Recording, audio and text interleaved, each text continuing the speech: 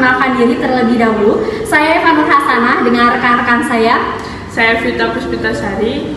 Saya Dila Putri Priscilia. Saya Bunga Nuredis. Saya Rudian Diani. Kami akan melaporkan hasil wawancara kami dari beberapa narasumber dalam proyek pendidikan Pancasila yang diampu oleh Bapak Adi Nur Zaman MPD dengan beberapa topik yang kami pilih, diantaranya adalah pendidikan berkualitas, keadilan dan kelembagaan yang tangguh, kehidupan sehat dan sejahtera.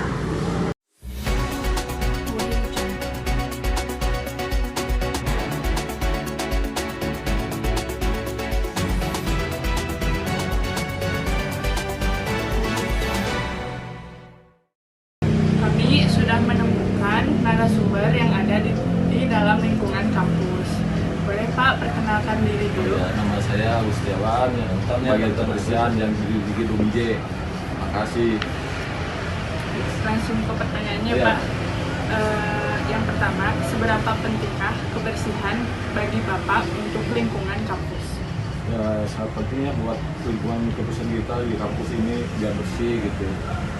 Jadi penting banget gitu kalau lingkungan kampus mati. Bagaimana cara Bapak untuk menanamkan sikap peduli lingkungan kepada mahasiswa yang masih membuang sampah sembarangan?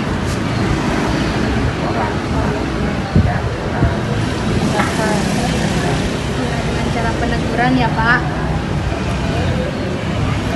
Yang ketiga, mengapa sikap cinta lingkungan sangat penting diterapkan pada mahasiswa? Baik-baiknya seperti mana ya, Ya, seperti kalau pakai gelas jangan sembarangan pakai gelas, kecuali mah pakai aja, airnya berantakan ya, begininya kalau pinjam pulang itu lagi pulang asal pakai aja dulu. Pertanyaan selanjutnya, adakah program-program tertentu yang diberlakukan di lingkungan kampus ini?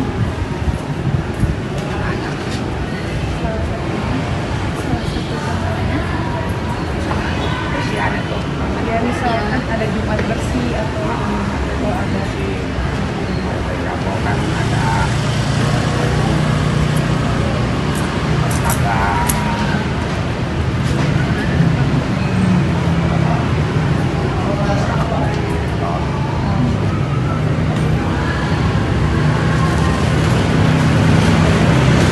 cukup sekian wawancara cukup sekian.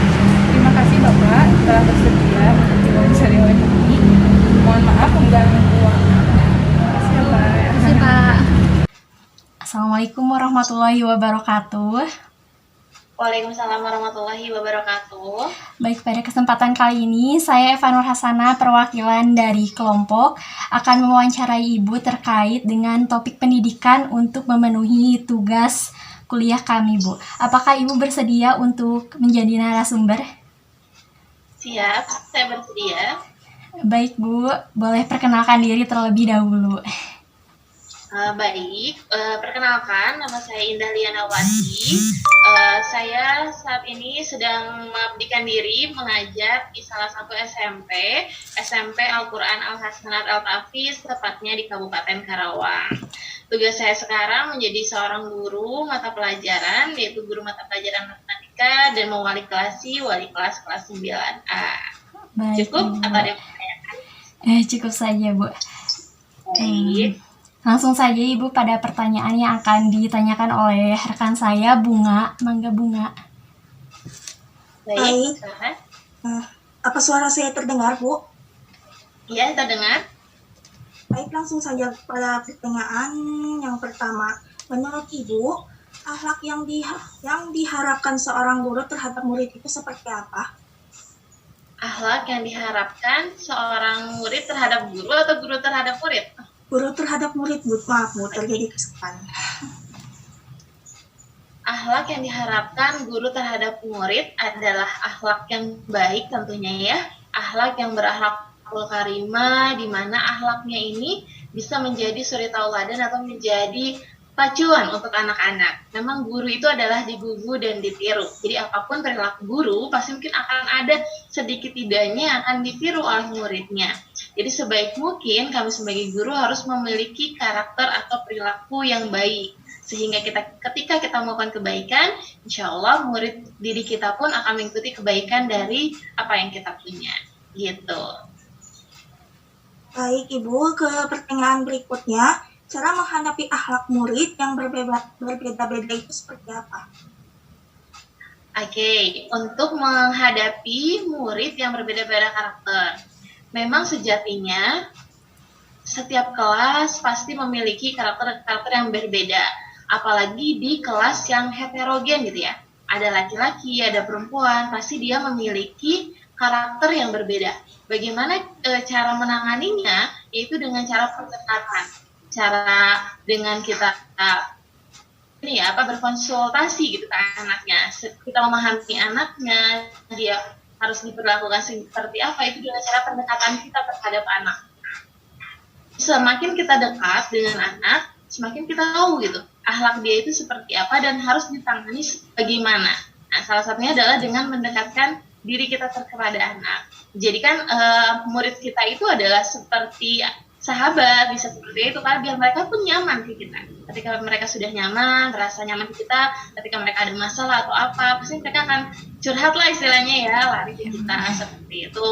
Jadi memang salah satunya adalah dengan cara sering berkonsultasi dengan anak, adakan pertemuan dengan anak untuk saling sharing. Nah, kalau di sekolah kami itu memang setiap Senin selain upacara ada yang namanya briefing wali kelas. Di mana briefing wali kelas ini digunakan untuk tadi bertukar informasi. Hari ini ada kendala apa? Nah, itu di anak tuh membutuhkan itu. Saat kita memberikan perhatian lebih dan kita lebih memahami anak, pasti anak itu akan nyaman dengan kita. Gitu. Baik Ibu, ke pertanyaan berikutnya. Apa peran guru dari konsep selain membina atau mendidik siswa agar kelak menjadi suri tauladan yang baik menurut Ibu? Oke, bagaimana cara mendidiknya ya? Kalau menjadi pendidik, semoga kalau mereka itu menjadi anak-anak yang berperilaku baik, ya salah satunya adalah untuk terus mengingatkan. Karena memang sejatinya anak-anak itu harus terus diingatkan. Pasti ketika sudah diingatkan melakukan kesalahan lagi, tapi kita sebagai guru tidak boleh berhenti, tidak boleh lelah untuk mengingatkan anak-anak. Karena ketika kita sering mengingatkan, itulah yang akan ada di benak anak-anak. Nah, cara mengingatkannya kita pun tidak boleh dengan kata-kata yang negatif, tetapi harus dengan kata-kata yang positif, dengan afirmasi positif. Jadi ketika kita bilang positif terus ke anaknya, itu akan yang tersimpan di benak anak, dan semoga dari hasil nasihat, dari hasil kita mengingatkan anak dengan kata-kata positif itulah yang akan terus teringat, terekam memorinya ke anak, dan akan menjadikan perbaikan diri untuk anak ke depannya. Walaupun misalnya di tingkat SMP, anak ini belum baik nih, tetapi dengan kita terus mengingatkan, dan terus mengingatkan tanpa lelah, tiada yang bisa mengira gitu, mungkin nanti ketika SMA dia bisa berubah perilakunya. Dan guru pun kita harus senantiasa mendoakan anak-anak kita gitu. Baik, ke pertanyaan selanjutnya, mengapa nilai lebih dihargai daripada kejujuran? Pendapat Ibu seperti apa mengenai kasus seperti itu? Mengapa nilai lebih dihargai daripada kejujuran? Sebenarnya saya kurang setuju ya kalau nilai lebih dihargai daripada kejujuran, karena yang sering saya tanamkan kepada anak-anak, biarlah nilai tidak terlalu bagus misalnya, tapi kejujuran yang kamu harus punya. Yang selalu saya tekankan kepada anak-anak adalah kepribadian mereka, akhlak mereka, karena nilai bisa kita dapatkan dari skill. Sebenarnya yang sering saya ingatkan ya ke anak-anak, ketika nanti kalian ada di dunia kerja, ketika kalian nanti ada di masyarakat, yang kalian bawa tuh bukan rapot kok, yang kalian bawa itu bukan nilai yang ini saya punya nilai bagus, tidak, tetapi adalah akhlaknya anak yang akan kalian bawa ke dalam masyarakat.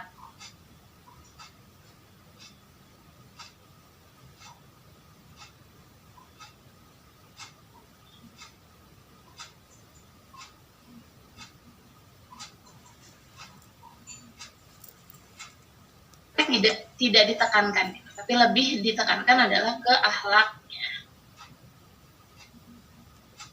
Baik, Ibu, terima kasih ke pertanyaan berikutnya.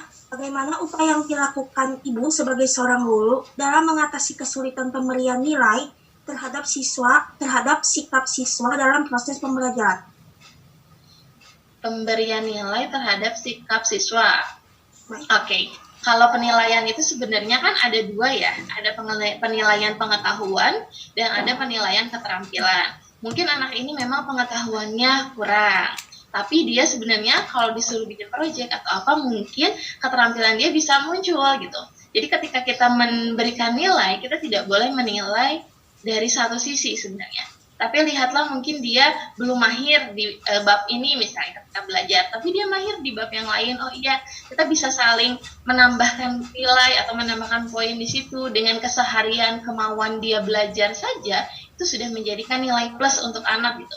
Itu bisa menjadi nilai tambahan untuk anak untuk mendapatkan hasil akhirnya. Jadi tidak semata-mata hanya karena mengerjakan tugas atau misalnya nilai ulangan, tidak semata-mata karena itu, tapi ada nilai yang namanya adalah nilai sikap, ada nilai dia kemauan ingin belajarnya, dan usaha dia, itu ada nilai tambahnya pasti untuk nilai akhir nanti. Baik, Ibu, ke pertanyaan berikutnya. Apa saja kendala Ibu sebagai guru dalam melakukan penilaian sikap terhadap siswa-siswa Ibu? Penilaian sikap. Ya. Oke, kendalanya dalam penilaian sikap, mungkin kalau menurut saya untuk siswa yang pendiam kali ya. Ketika memang siswa itu pendiam, kita belum tahu nih sifat aslinya dia bagaimana. Akhirnya kita kesulitan nih untuk memberikan nilai harus seperti apa. Tetapi kesulitan ini bisa kita antisipasi dengan menanya ke wali kelasnya, mungkin tadi yang lebih dekat. Sebenarnya anak ini tuh sikapnya aslinya seperti apa sih? Karena pada saat pelajaran saya dia agak malas-malasan misalnya atau agak tertutup. Nah, kita bisa berkonseling dengan guru yang lain untuk bisa mendapatkan informasi tentang anak tersebut. Sehingga kita mendapatkan pencerahan untuk memberikan nilai terhadap anak tersebut. Gitu. Baik, Ibu, pertanyaan terakhir. Bagaimana tanggapan Ibu ketika ada seorang siswa Ibu yang kurang secara nilai akademik, tapi baik secara sikap dan perilaku? Oke, untuk nilai akademik dia lebih bagus, tapi kurang di sifat ya? Atau kebalikan? Kurang kebalikannya, Bu. Boleh diulang lagi? Baik, bagaimana tanggapan Ibu ketika ada seorang siswa Ibu yang kurang secara nilai akademiknya, tetapi baik secara sikap dan perilakunya? Oke, kalau misalnya dia kurang dalam nilai akademik, kami ada program yang namanya program remedial atau tambahan. Jadi misalnya dia sifatnya sudah bagus nih, otomatis ketika dia sifatnya sudah bagus, insya Allah rasa belajar dia pun bagus. Ketika rasa belajar dia sudah bagus, kami memfasilitasi anak ini untuk menambah bimbingan belajar di luar jam sekolah untuk memperbaiki nilai akademiknya. Mungkin itu salah satu caranya untuk memperbaiki nilai akademik yang kecil ini, agar bisa seimbang antara akademik dan sikapnya. Baik, Ibu, terima kasih telah menjawab pertanyaan dari kami. Baik, sama-sama. Semoga sukses selalu. Iya, baik Ibu. Mungkin dicukupkan saja pertanyaannya. Terima kasih Ibu sudah bersedia menjadi narasumber kami pada pagi hari ini. Dan mohon maaf mengganggu waktunya Bu. Semoga ilmu yang telah Ibu berikan bisa bermanfaat ya Bu untuk kita semua. Amin ya rabbal alamin.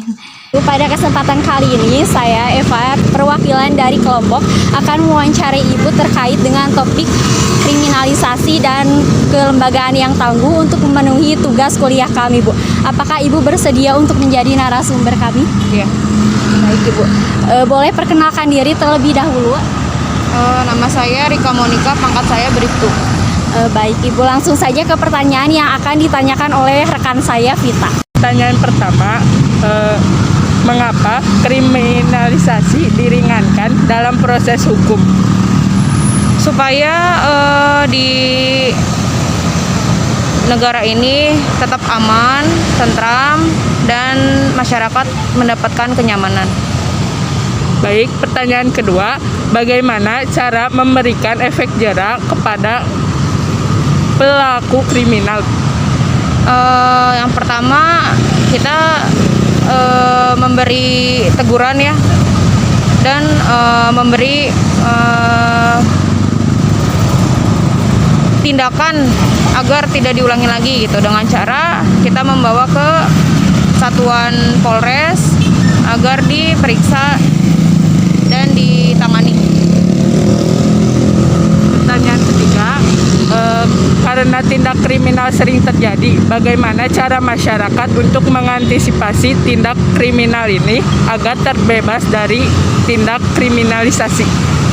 Kalau di aparat kepolisian, kita tetap memberikan pelayanan, perlindungan, dan pengayoman agar tidak terjadi kriminal. Terima kasih telah menyaksikan laporan dari kami. Mohon maaf bila terdapat kesalahan dan kurang-kurang. Tidak ada batasan manusia untuk mencapai kesempurnaan. Wabillahi taufiq wal hidayah. Wassalamualaikum warahmatullahi